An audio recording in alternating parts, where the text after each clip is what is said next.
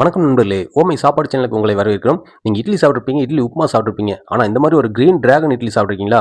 ஆமாங்க, அப்படி ஒரு வீடியோ தாங்க இது. இது மார்னிங் பிரேக்ஃபாஸ்ட்டுக்கு ஒரு அட்டகாசமான டிஷ்ஷுங்க. வீடியோ ஸ்கிப் பண்ணிடாதீங்க, முழுசா பாருங்க. வாங்க வீடியோக்குள்ள போலாம். Oh my Saapadu. Oh my Saapadu.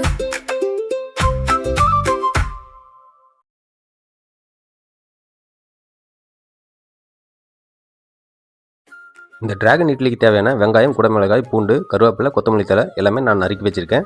பூண்டு வந்து நான் ஒரு 20 பல் எடுத்திருக்கேன். ரொம்ப நைஸாக கட் பண்ணியிருக்கேன்.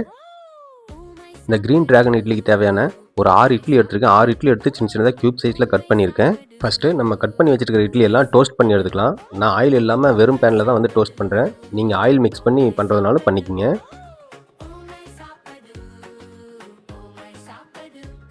பாருங்கள், நல்லா டோஸ்ட் பண்ணி எடுத்து ஒரு பிளேட்டில் தனியாக வச்சாச்சு. அடுத்து ஒரு வடசட்டியில் 2 டேபிள் ஸ்பூன் எண்ணெய் ஊற்றி அது காஞ்சதுக்கப்புறம் வெங்காயம், குடமிளகாய், பூண்டு, கருவேப்பிலை இந்த 4ஐயும் ஒட்டுக்கா போட்டு வதக்கி எடுத்துக்கலாம்.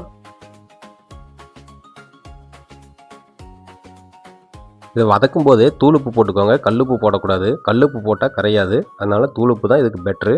இது வந்து ஃபுல்லாக டீப் ஃப்ரை பண்ணக்கூடாது, ஒரு ஹாஃப் ஃப்ரை பண்ணால் போதும். அடுத்து டொமேட்டோ சாஸ் 2லேருந்து 3 டேபிள் ஸ்பூன் அளவுக்கு மிக்ஸ் பண்ணிக்கலாம். சில்லி ஃப்ளேக்ஸ் ஒரு ஹாஃப் டேபிள் ஸ்பூன் அளவு போட்டுக்கலாம். உங்களுக்கு இன்னும் ஸ்பைஸியாக வேணும்னா 1 டேபிள் ஸ்பூன் கூட போட்டுக்கோங்க. அடுத்து பெப்பர் ஒரு ஹாஃப் டேபிள் ஸ்பூன் போட்டுக்கலாம். போட்டுட்டு ஒரு green chilli sauce 1 table spoon போட்டுக்கலாம். எல்லாம் சேர்த்ததுக்கப்புறம் ஒரு 2 நிமிஷம் மட்டும் நல்லா ஃப்ரை பண்ணி போட்டுக்குவோம். ரொம்ப நேரம் ஃப்ரை பண்ணக்கூடாது. அடுத்து நம்ம சின்ன சின்ன க்யூபாக கட் பண்ணி வச்சுருக்க இட்லி எல்லாம் அப்படியே மசாலாவோடு சேர்த்து ஒரு 2 நிமிஷம் மிக்ஸ் பண்ணி விட்டுக்கலாம். இதுக்கு ஃப்ரெஷ்ஷான இட்லி யூஸ் பண்ணாதீங்க, பழைய இட்லி தான் வந்து கரெக்டாக இருக்கும்.